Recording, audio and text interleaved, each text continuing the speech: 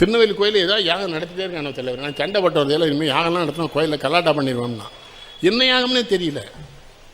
அவங்க சாப்பிட பெரியார் சொன்னார்ல, ஆடி மாதம் சூனிய மாதம் சொல்லி கல்யாண மண்டபத்தையெல்லாம் ஃப்ரீயாகி பிராமணம் பூரா ஆடி மாதம் கல்யாணம் பண்ண நம்பர் பெரியார். காய்கறி விலை குறைஞ்சிரும், தங்க விலை குறைஞ்சிரும், மண்டபத்துக்கு வாடகை குறைஞ்சிரும். அவன் புத்திசாலமாக தன்பண்ணா நம்ம லூசு போயில பூரா அதை போய் கேட்கணும். அவர் சொன்ன சரியா இல்லையா? சும்மா அவரை மேலே நம்ம கோபப்படக்கூடாது. சாமி இல்லைன்னு அவர் சொன்ன காரணம் கவனத்தை திருப்ப. உன் கவனத்தை திருப்பும்போது நான் ஏதாவது ஒரு காரணம் சொல்லித்தானே உங்களை திருப்ப வேண்டியிருக்கு. அதுதான் ஹிட்லர் என்ன பண்ணியிருக்கான், லைட்டிங்காக வச்சுருப்பான் பேசும்போது. இந்த லைட்ஸ் மாறிட்டே இருக்குமா, மக்கள் அப்படியே பிரெயின் வாஷ் பண்ணி வச்சுருக்கான் ஹிட்லர். அவன் மரணம் எவ்வளோ கேவலமாக இருந்தது. நேரு மரணம் எப்படி, காந்தி சுட்டு கொல்லப்பட்டாலிங்க. காந்தி இந்திரா காந்திலாம் சுட்டுத்தான் கொல்லப்படணும். அப்படித்தான் மரணம் அவங்களுக்கு வரணும், இந்த மக்களுக்கு தெரியணும்.